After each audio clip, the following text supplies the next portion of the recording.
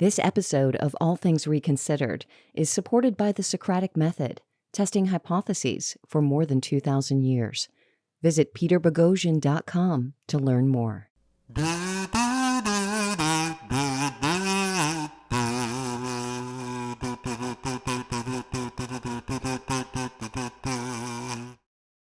I'm Peter Boghossian. Welcome to the first episode of All Things Reconsidered, where we consider what in the world happened to NPR. We know we're not the only ones wondering. If you search NPR has in Google, the first result is NPR has changed. Next, NPR has gone downhill. Sixth on the list, can NPR be defunded? And that doesn't even have the word has in it. Intelligent people want to know, is there value in NPR journalism anymore? With All Things Reconsidered, we aim to answer that question. In today's episode, I sit down with my good friend Matt Thornton, 5th degree black belt and Brazilian Jiu-Jitsu coach, owner of Straight Blast Gym, and author of The Gift of Violence. Matt and I reconsider two NPR stories. The first is an example of how NPR responded to the acquittal of Kyle Rittenhouse. The second is an interview NPR's Steve Inskeep conducted with Ibram X. Kendi, a frequent guest on NPR programs. We'll also hear insights from a former public media journalist on our segment called Morning Sedition. But first, we hear from former NPR listeners about why they stopped listening and supporting NPR.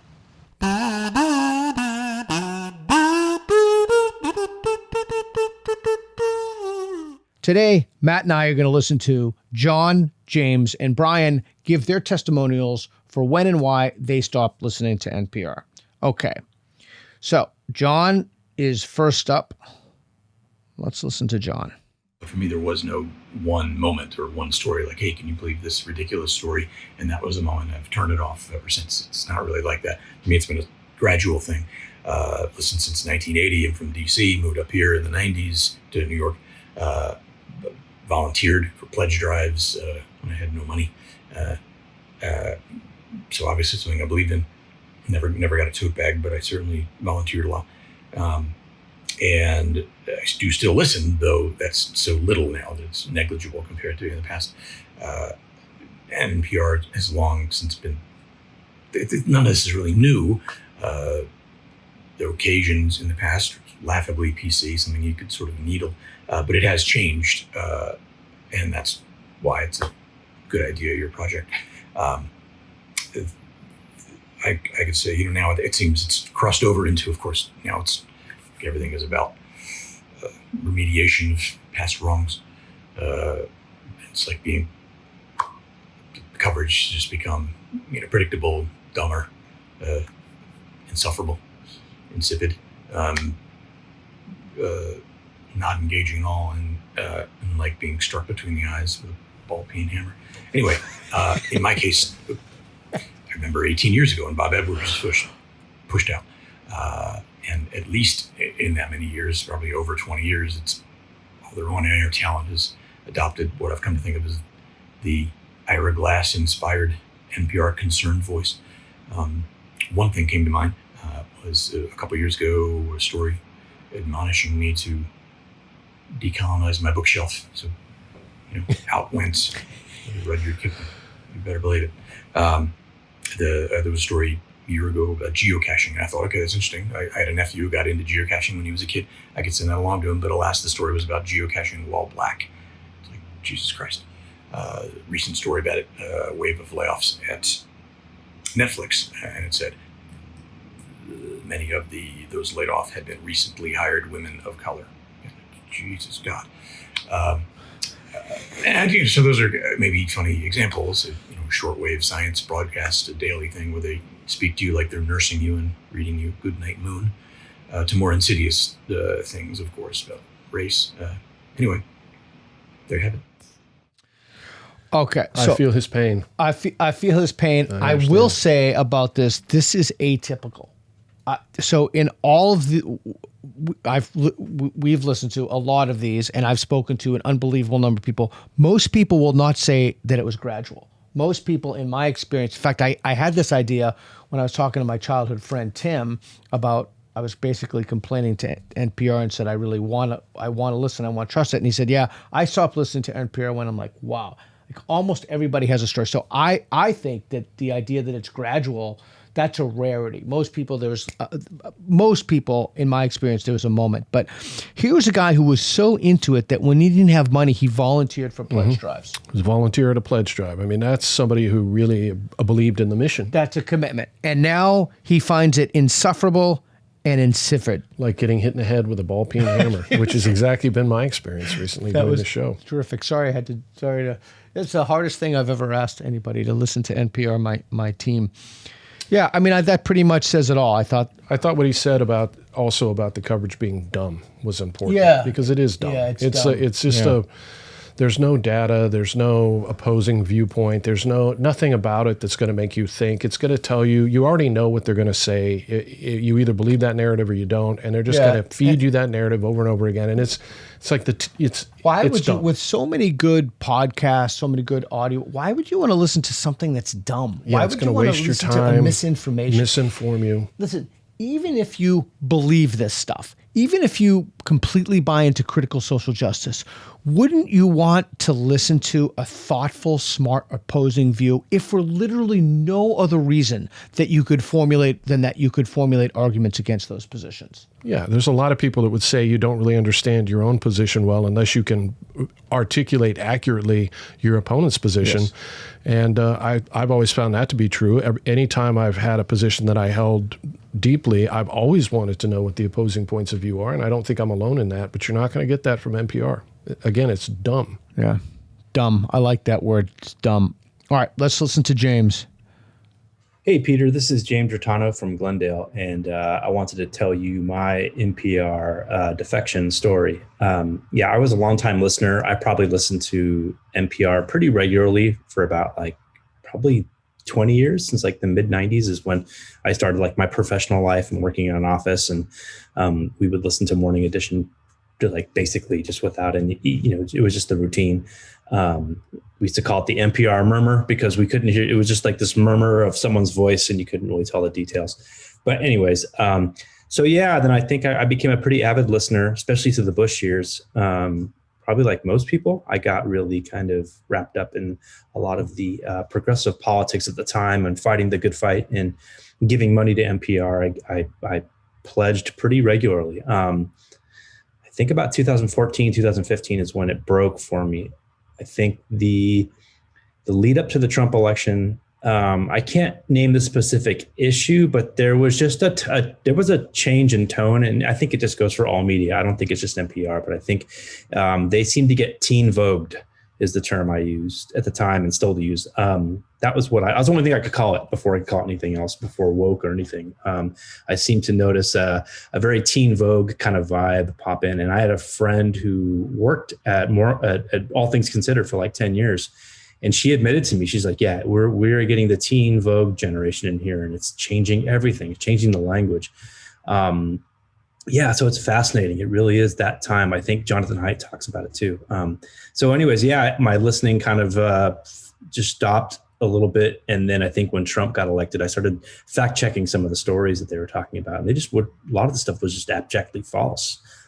And I think from there, I thought I can't be a part of this anymore. So I haven't listened. I haven't listened in about 4 or 5 years. Because I would call it almost unbearable at this point to listen to that. Frankly, if they got pulled off the air, I don't think it would be a big loss. I can't believe I would ever hear myself saying that.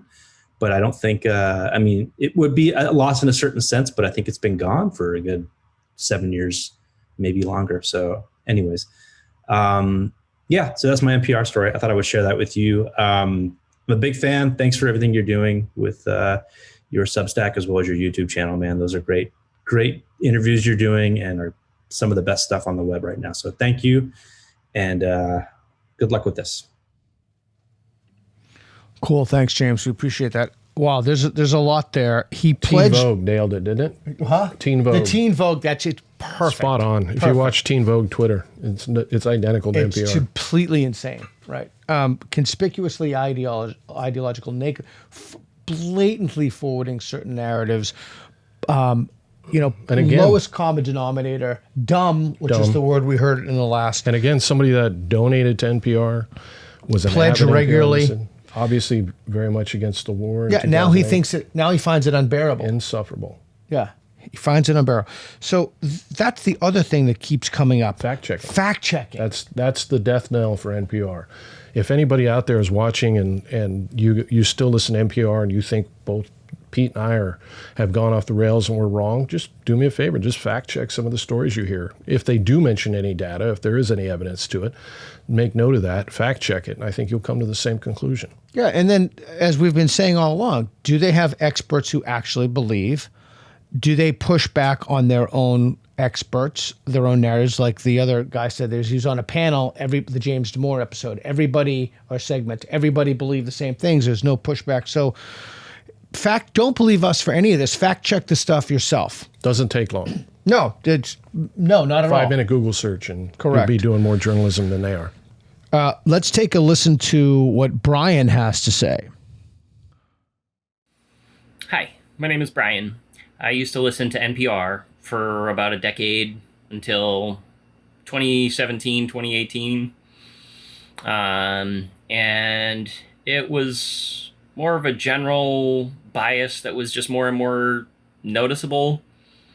But the final straw was a gun control guest that they had on.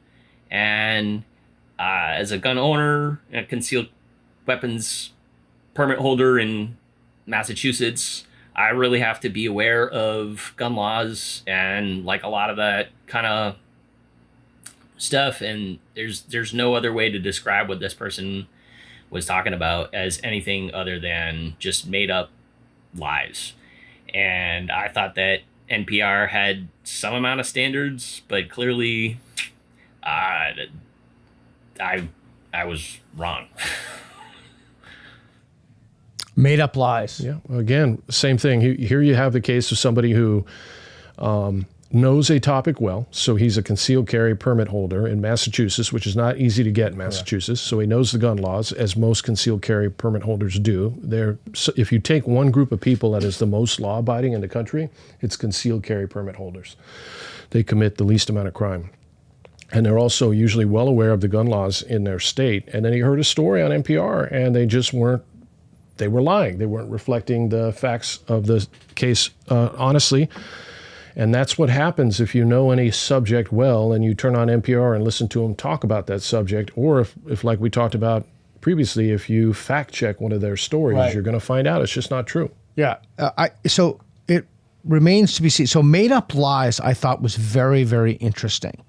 And again, that's a commonality among these episodes. Fact checking, abjectly false, not only not presenting the data in an objective way, but presenting it in a blatantly false way that people listen to and it has the imprimatur of legitimacy. Oh, it's NPR. So there's really not much more to say than that. These are very sincere people. Donate to NPR. This is an enormous problem that needs to be addressed. And hopefully we can get more of your testimonies in for if you stopped listening to NPR, why did you stop? When did you stop? Was there a specific event? It's all helpful. It's all helpful. Everything helps. We can put it in a second series. PeterBoghossian.com, PeterBoghossian.com. Just look into the camera around 3 minutes. Be honest, be sincere. Tell us, was there a moment? What did you think? How were you feeling? What did that mean to you to stop listening? And maybe some implications or consequences of that.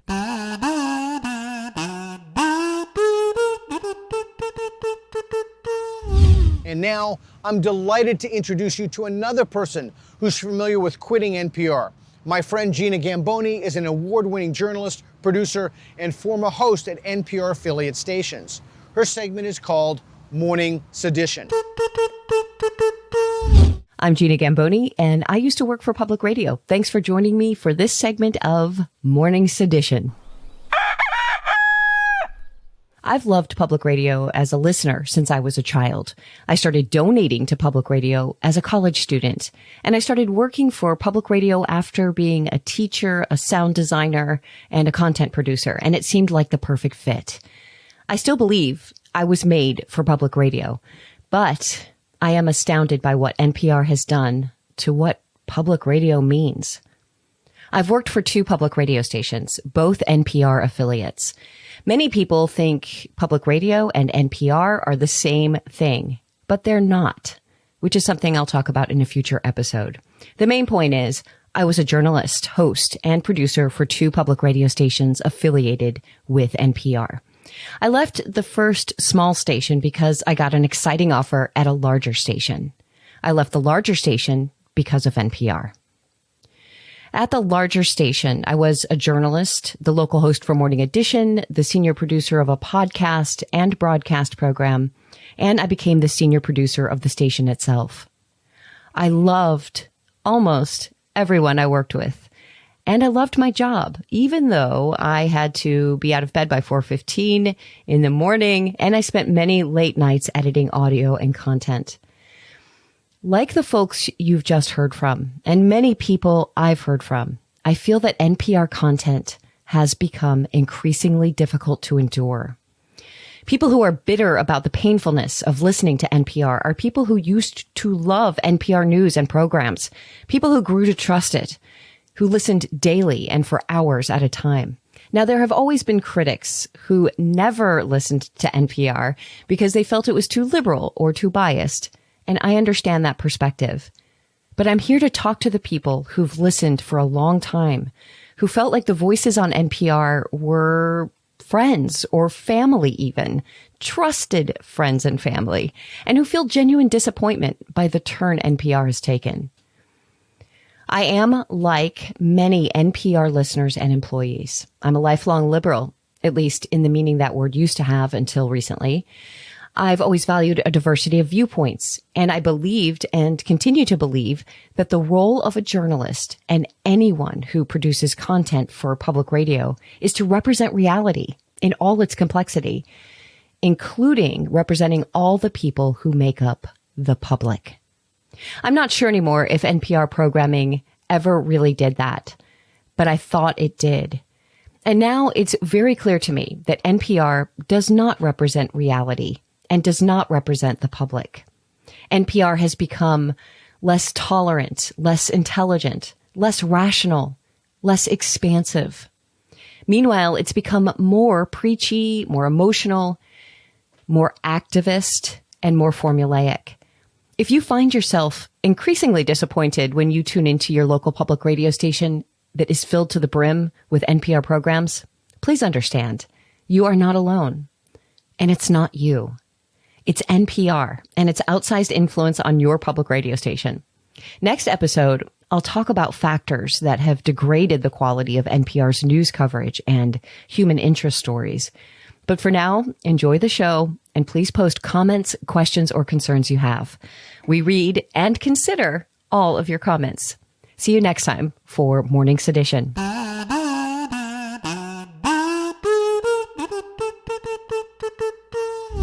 That was Gina Gambony, award-winning journalist, producer, and former host at NPR affiliate stations. Thank you, Gina, for sharing your experience with us on All Things Reconsidered. And now, it's time for Matt and I to reconsider some of the content NPR pumps out every day through public radio stations near you.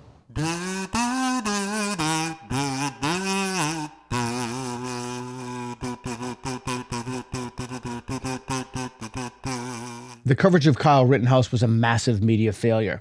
Rittenhouse was turned into a villain, particularly by outlets like NPR. The critique that followed is particularly harsh, so NPR did the thing it does best, twist the narrative.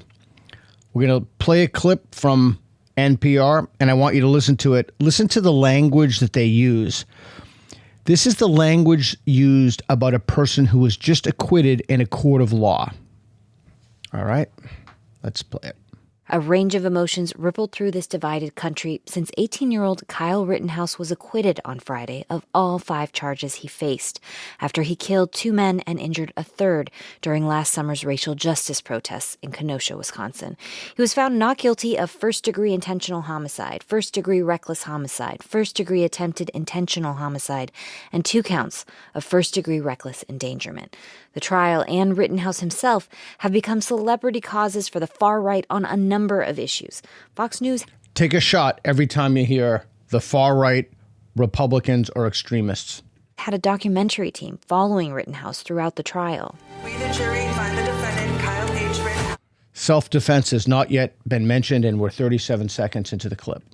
not guilty. How do you feel, man? The jury reached the correct verdict. Self-defense is not illegal. And on his show Friday night, Fox News' Tucker Carlson showed a longer version of that clip before promoting an upcoming exclusive interview with Rittenhouse. You're reminded that maybe the one person in America who hasn't yet weighed in on the Kyle Rittenhouse trial is Kyle Rittenhouse himself. So for months, CNN and MSNBC and Kamala Harris have been allowed to define him. But that ends Monday. We're sitting down for a long interview with Kyle Rittenhouse. You can see it on this show Monday night. Okay, so what is going on here? You can see that the NPR reporter is not talking about the trial. She is talking about Republicans and Fox News. Notice the shift, notice the turn.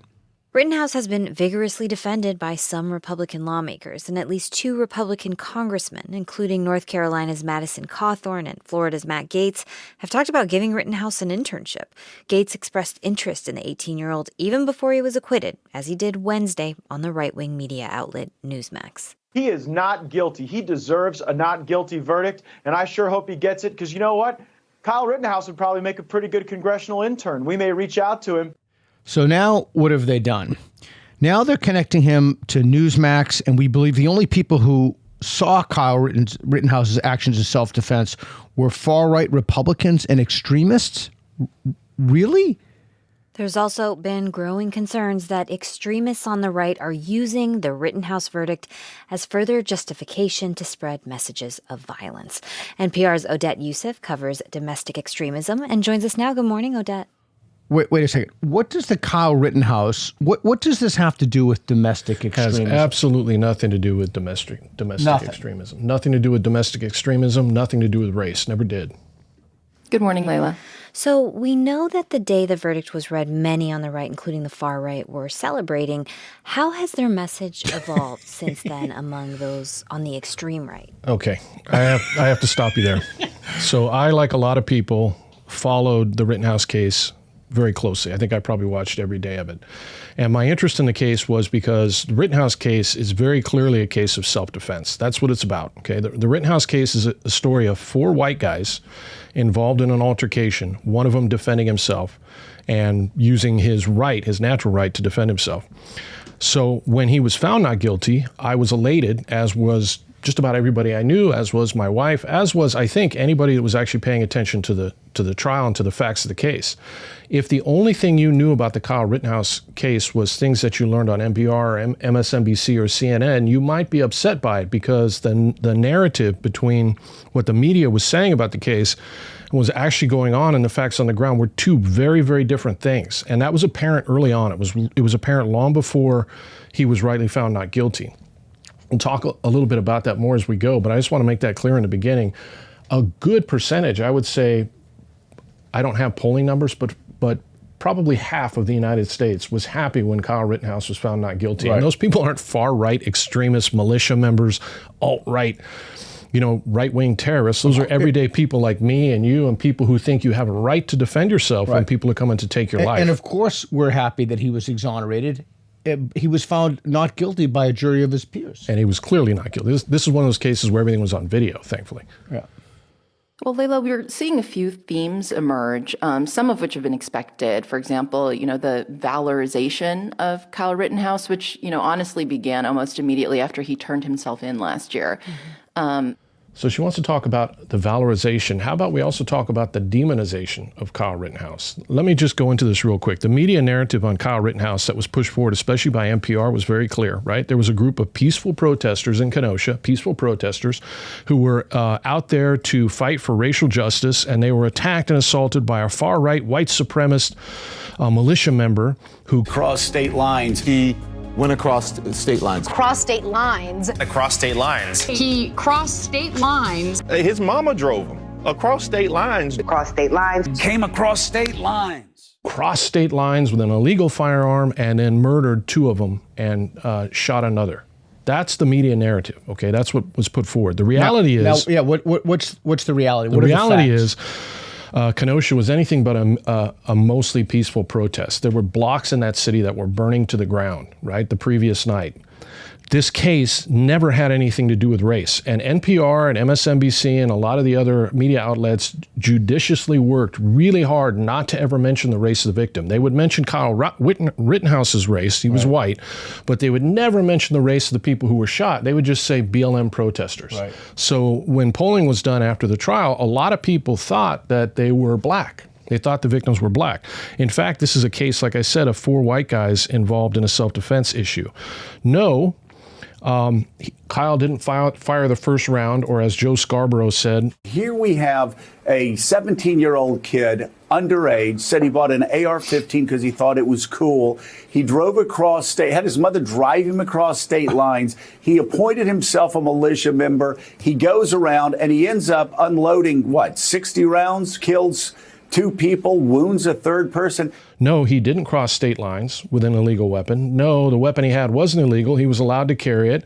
And no, he didn't murder anybody. He defended himself. He tried to get away. They chased him down. They tried to grab his weapon. Another one tried to hit him in the head with a skateboard. And he did what he had to do, armed with a rifle at that moment, and he defended himself.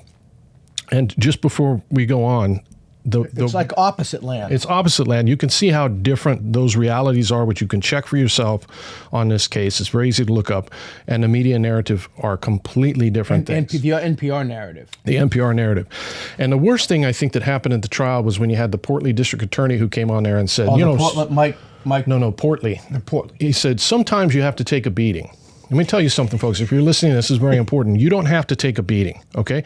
More people are killed in this country every single year with bare hands that are shot by all long rifles put together, including the ever deadly and mysterious assault rifles, right? More people die from being beaten to death, a lot of times after 1 or 2 punches. So no, you don't ever want to take a beating. You want to defend yourself. And regardless of what that unethical prosecutor tried to state, that's not the law. That's never been the law in the United States. You've always had a right to defend yourself. And that is why Kyle was found not guilty. And we'll talk about who he actually ended up having to defend himself against in a minute. But I just want to make that clear before we go on, because they're still pushing, even after he was found not guilty, they're still pushing the bullshit narrative. Right. But now we're also seeing elected officials are calling for it. So, for example, one Florida state representative calling for a federal holiday to be declared for November 19th and calling it Kyle Rittenhouse Day. Wow. And also calling for Rittenhouse to run for Congress. An Arizona state senator calling for Kyle Rittenhouse statues to be built. But there are some other themes that have been, perhaps more immediately disturbing to those that have been monitoring the far right, namely messaging around a belief. Monitoring the far right. Again, what does Kyle Rittenhouse have to do with the far right? If you watched his interviews, which he gave after he was found not guilty, he's not that political. I don't even think he's a conservative. Yeah. In fact, I think he said that, he was an Obama supporter. Had nothing to do with politics. He went down there because he's a young man, he's 17, he's a little immature, he saw a city burning down. He had an opportunity to make some money trying to defend this business owner who had a car lot and didn't want his car lot to go down into ashes like the other one had in the peaceful protest, and wound up being assaulted and attacked by a group of violent criminal actors, all of which had long felony convictions. We should talk about that for a second. Well, let's talk about that. Let's talk about that. There were 3 people involved in this. Because if you don't talk about that, we know they're not going to hear it on NPR. Well, they're not going to hear it. And the other thing is she wants to characterize everybody that wanted to valorize Kyle Rittenhouse. What about the people that want to valorize Kyle's supposed victims, the people that he had to defend himself against? Let's talk about those heroes. Okay, let's talk about it. These are the heroes. Rosenbaum, he was charged with 11 counts of child molestation, 2 of which he was convicted of during a plea bargain. And just to be clear what that means he was raping 5 to 11-year-old boys. He was anally raping boys. That's who went after and tried to grab the gun of Kyle. And yes, if you're legally carrying a firearm in the street in the United States and somebody tries to grab your gun, you should shoot them. Okay. Second one, Huber, was a repeat offender of domestic abuse. One of the charges was choking and threatening to gut a younger boy. He was the one that tried to hit Kyle in the head with a skateboard, and everybody said, well, that doesn't warrant deadly force. Let me tell you something.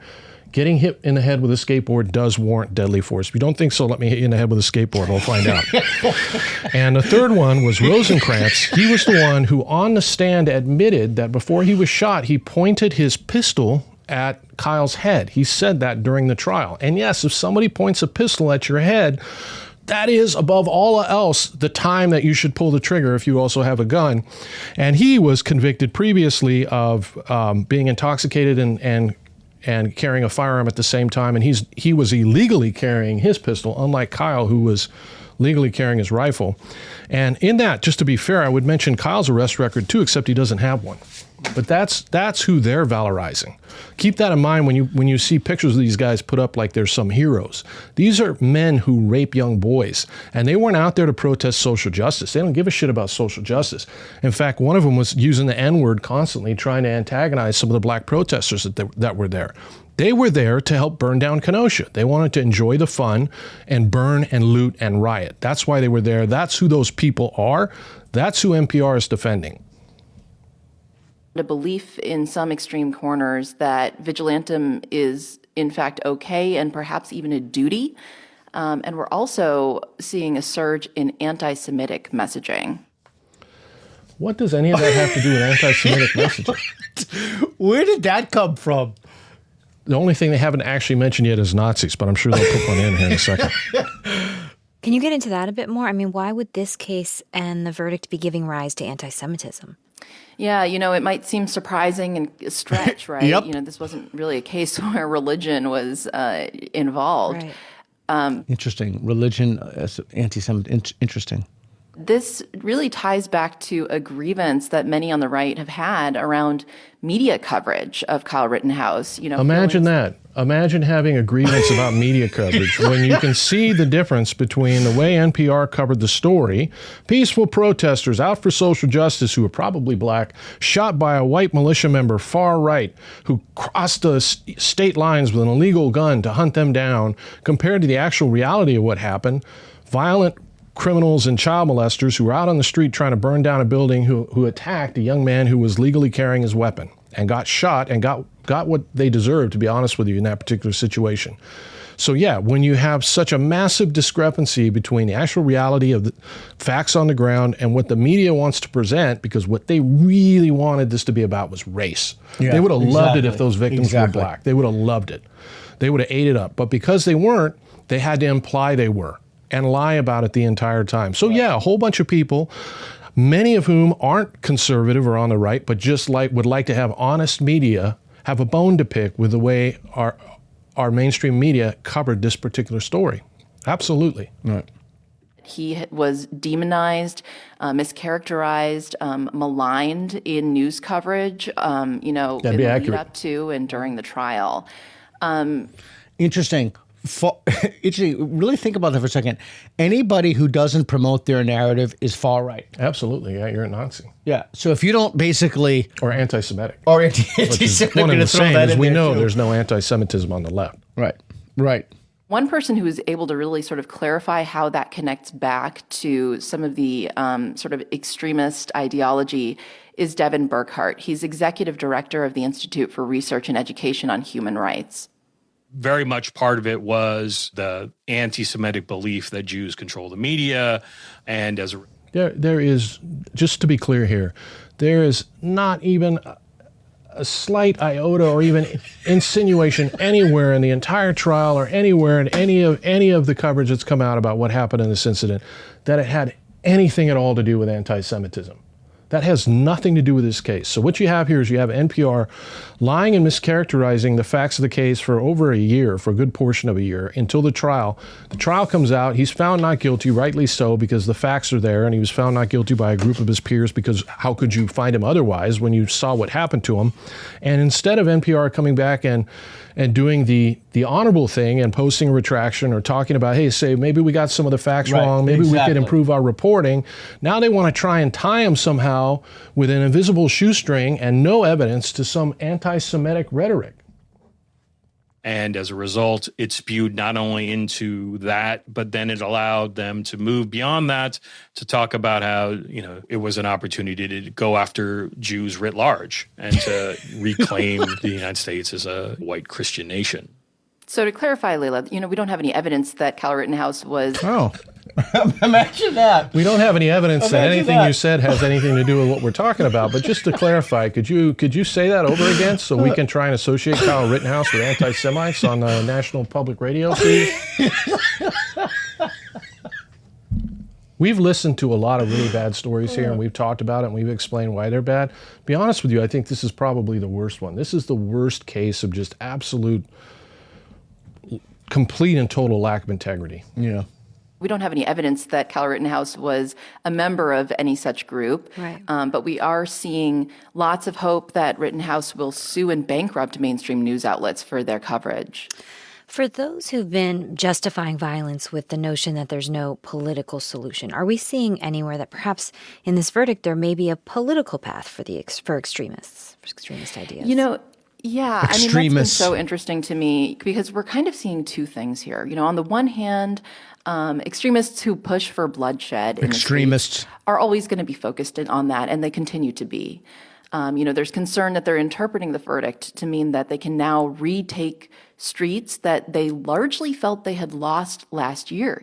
What is she talking about? I have no idea What does any of that have to do with Kyle? Kyle Rittenhouse is not a right-wing extremist. He's not a racist. He wasn't there for political reasons. He was a 17-year-old immature kid who thought he had an opportunity to help defend I don't even know businesses. I don't even know if she knows what she's talking She about. has no idea what she's talking about. In the immediate aftermath of the George Floyd killing, millions of Americans demonstrated against police brutality and for racial justice. And on the far right, there was this notion that they had lost the streets. So, in a way, the Rittenhouse verdict may be a key turning point for them. But on the other hand, the verdict is also prompting some to call for others within the far right to work through established political channels. Here's Burkhart again. The disturbing thing is there are many on those on the far right who see this as more of an opportunity to engage in the political process to further advance their agenda. The Proud Boys, for instance, were circulating a number of different means saying this trial indicates the importance of getting friends in local office. For instance, they cited the judge in this particular case as allies. There's no evidence that the judge was somehow in their pocket. Oh, great. So he smears the judge by repeating something that supposedly, I have no idea if this is true, probably not, considering it's coming from NPR. Supposedly far-right people try to identify with the judge, and he wants to mention that on National Public Radio to now smear the judge as if he's an ally for far-right extremists. Right, and to connect them with the Proud Boys, who, again, had absolutely nothing to do with Kyle Rittenhouse. Having watched the trial, the judge seemed like he did a pretty good job, especially considering he was dealing with two totally inept and corrupt district attorneys, as far as I'm concerned. That's my opinion. But he followed the law very strictly, as far as I could tell, on that trial. Just the idea that they link the judge to the Proud Boys. There's no evidence that the judge was somehow in their pocket. These extremists are opportunists taking advantage of the moment, but it indicates there may be the extremists, not the people, There may be pursuing an all-prongs approach to move their agenda forward, both within the political system and on the streets. NPR's Odette Youssef, thank you. Thank you. That was probably the most egregious example of just, I don't even know what to call it, bad propaganda that I've yet heard. Again, keep in mind the context. This came out after Rittenhouse was found not guilty on all charges, when NPR had, up to that point, pushed this false narrative that I described at the beginning of this episode. And rather than be honest about it, they try to connect the Rittenhouse case to anti-Semitic, far-right rhetoric, militia, right-wing extremists, which the case had nothing to do with that. And it's just a really, really dishonest thing to do. And yeah, I am one of those people that hope Rittenhouse would get out there and sue some of these news organizations, because I think what they did was terrible for America. It's once again designed to drive a wedge between race relations in our country. It was done at a time when a lot of cities were burning down in these mostly peaceful protests. And I think the only thing that will stop them is when it hits their pocketbook. So I hope he does sue them. And just to be clear, Ibram X. Kendi commented on this. This is the other episode that NPR did about the Rittenhouse case. And this was after Rittenhouse was found not guilty. And Kendi once again described Rittenhouse as a white supremacist. Now, just to be clear, there is zero evidence that this case had anything to do with race. Everybody that was involved was white. Or that he was a white supremacist. Or that, of course, there's anything to do with race, meaning he's not a white supremacist, had no white supremacist. There's nothing that points to that. That's just pure slander.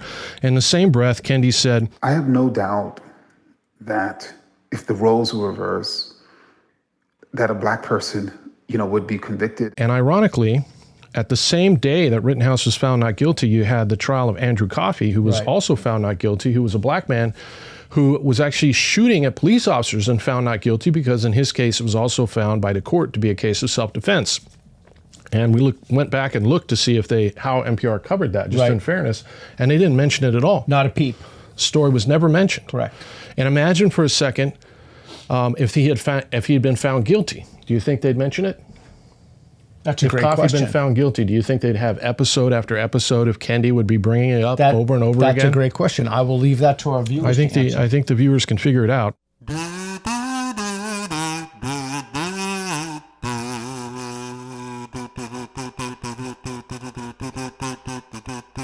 Ibram X. Kendi has practically had his own show on NPR. NPR has wholly adopted Kendi's ideology of anti-racism. You're either an anti-racist or you're a racist. Today, Matt and I are going to take a look at one of Kendi's clips. This is from June 13th, 2022, in an interview with Steve Inskeep. Some people claim they want to protect children from the writings of Ibram X. Kendi. He wrote a history of racist thought and a book on how to be an anti-racist. Activists in Virginia, North Carolina, and elsewhere critiqued school districts that invited Kendi to speak. He is used as a symbol of the debate over critical race theory, which he doesn't teach. In truth, though, he is part of the debate over how, if at all, to teach kids about race in America. Ibram X. Kendi is also a parent with a kid in school. How old's your daughter?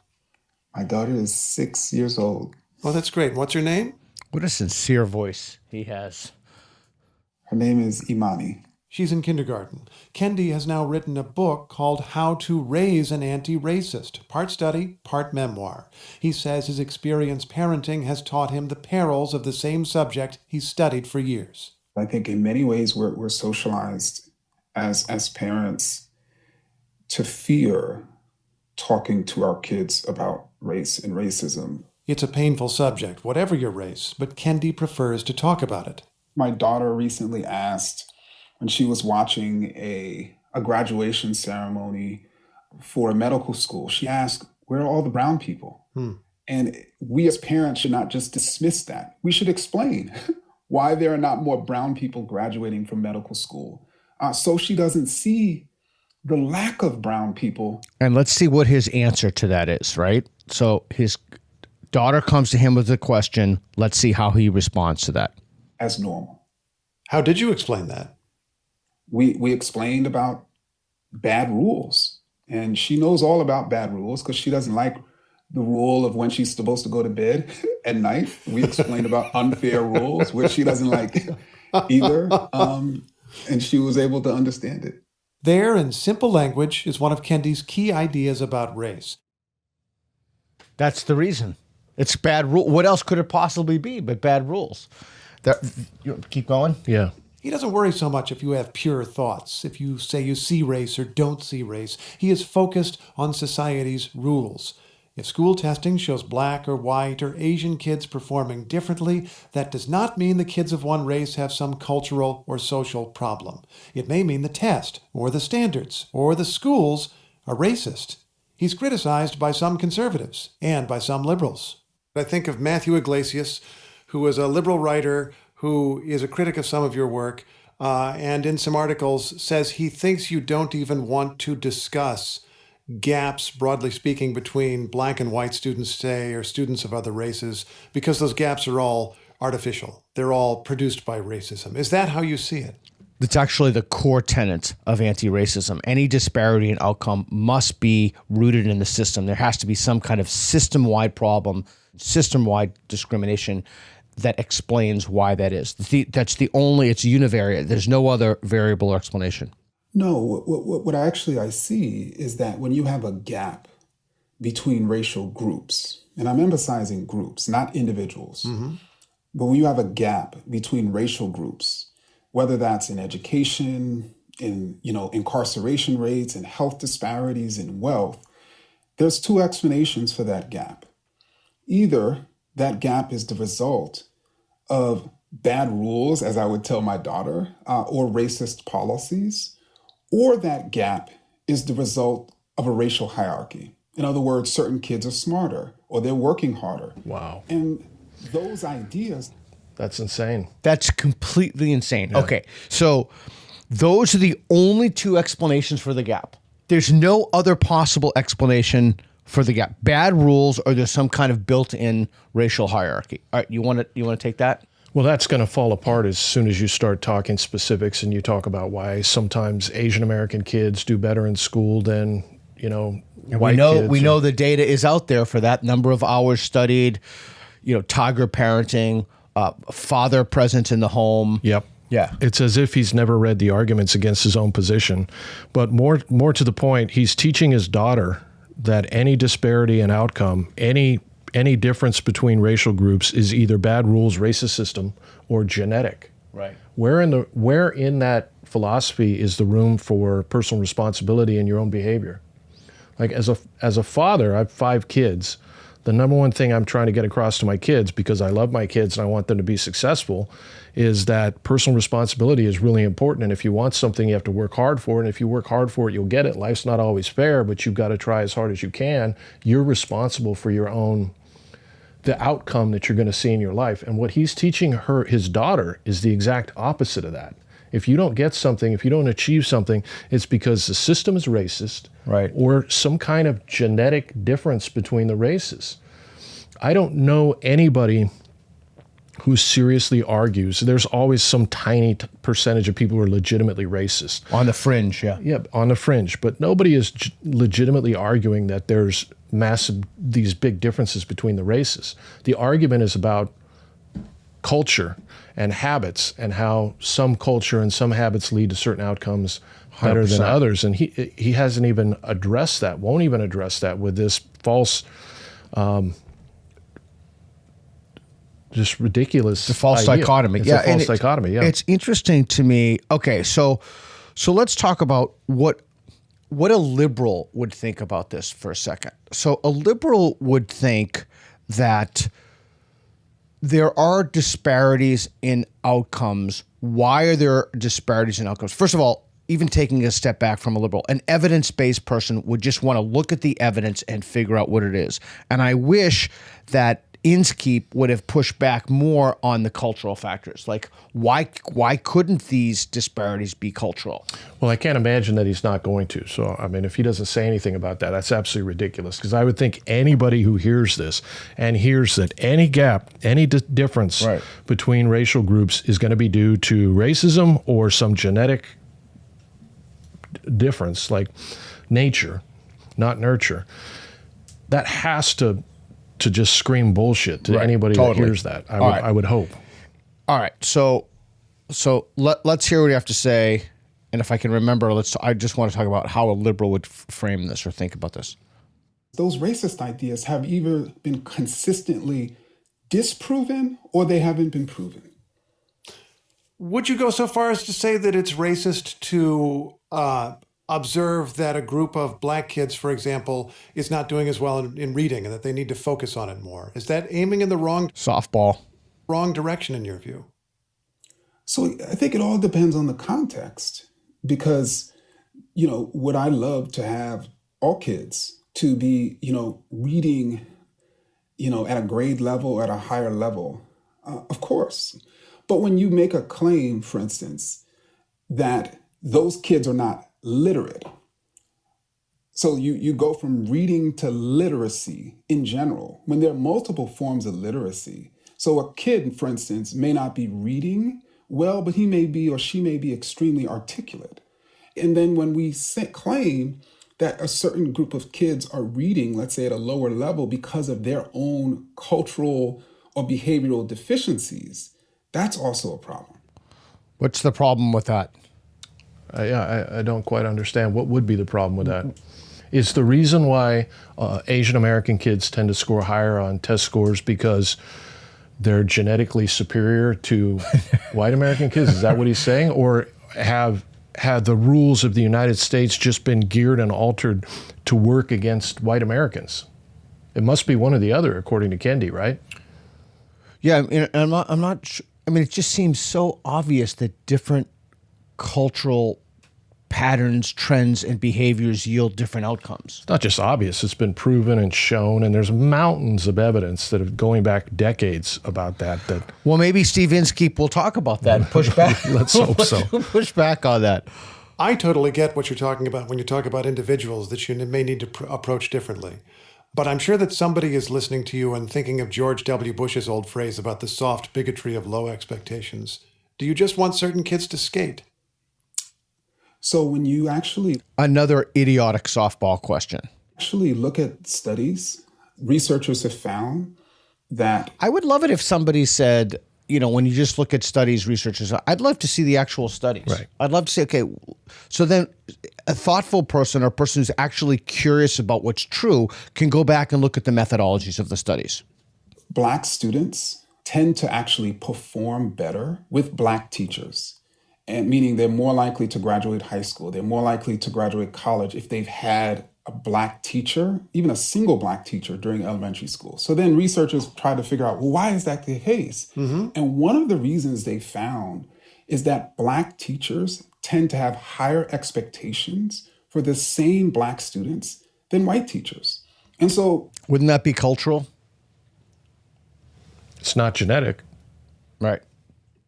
It is incredibly important for all teachers to have the same high expectations for all students.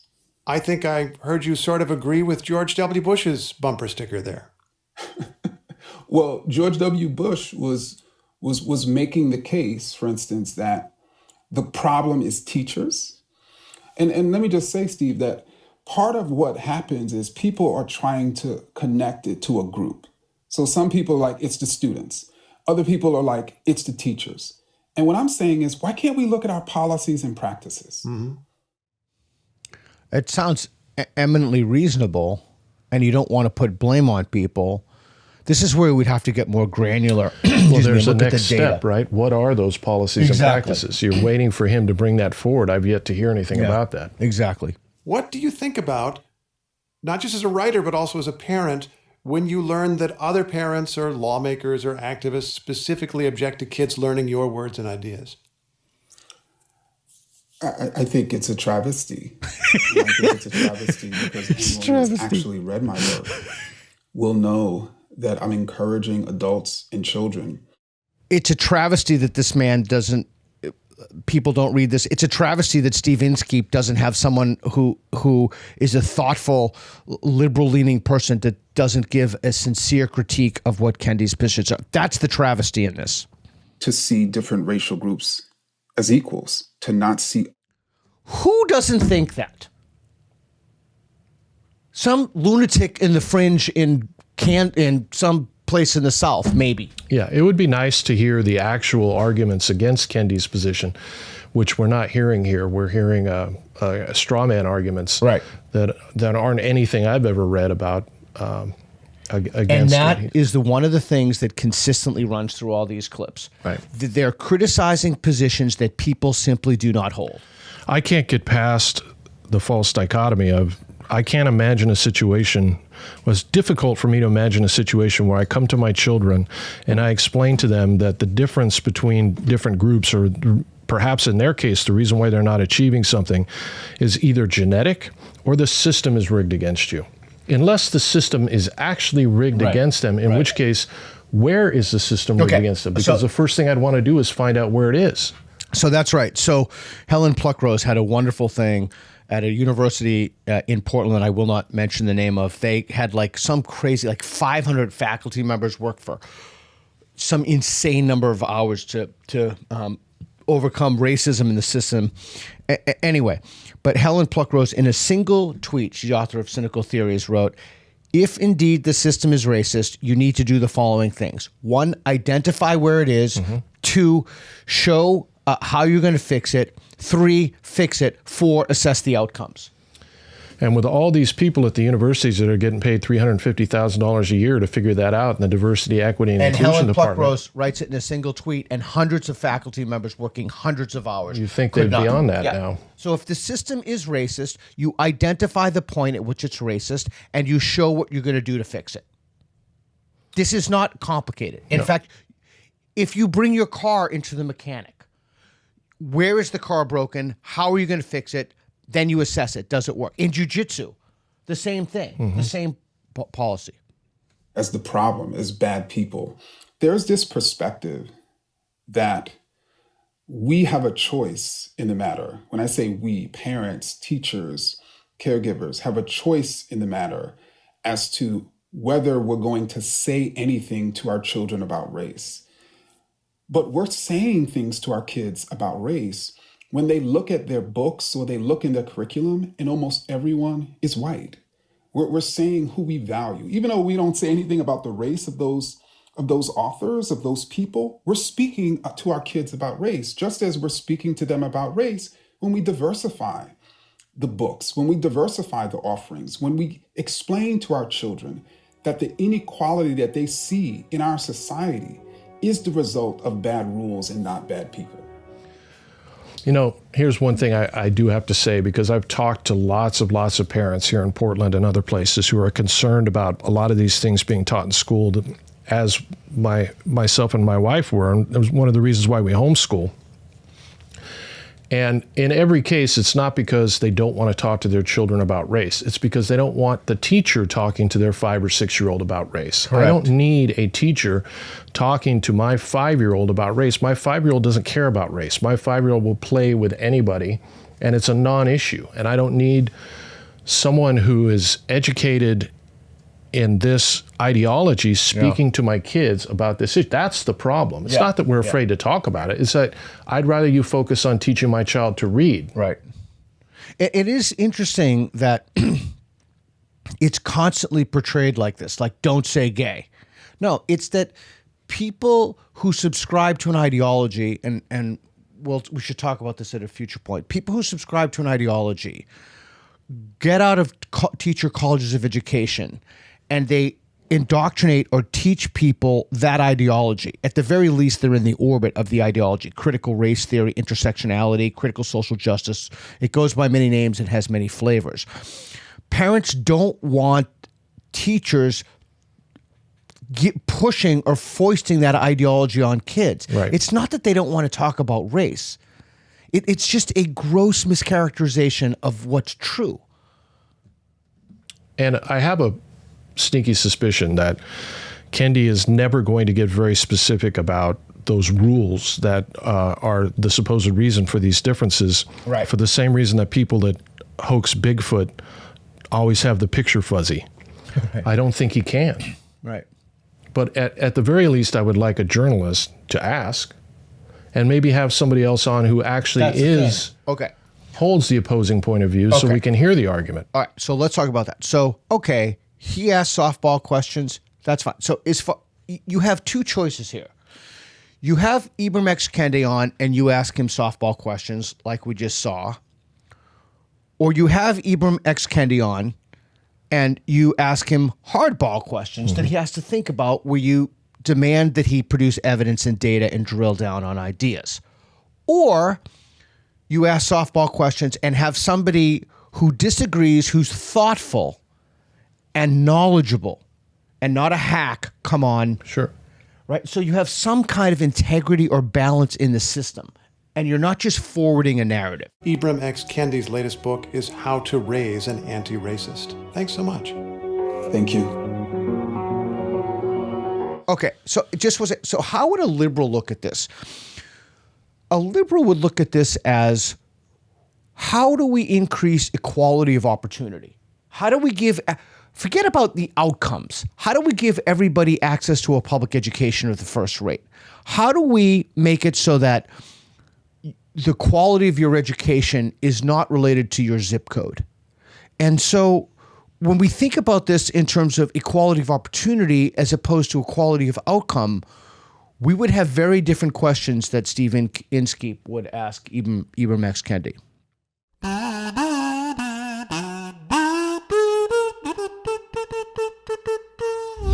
Thank you for joining us for today's episode of All Things Reconsidered. We'll reconsider more next time, so subscribe on YouTube and Substack. You can find links in the description and at peterboghossian.com. We'll see you next week. This episode of All Things Reconsidered is supported by the Socratic Method, testing hypotheses for more than 2,000 years. Visit peterboghossian.com to learn more.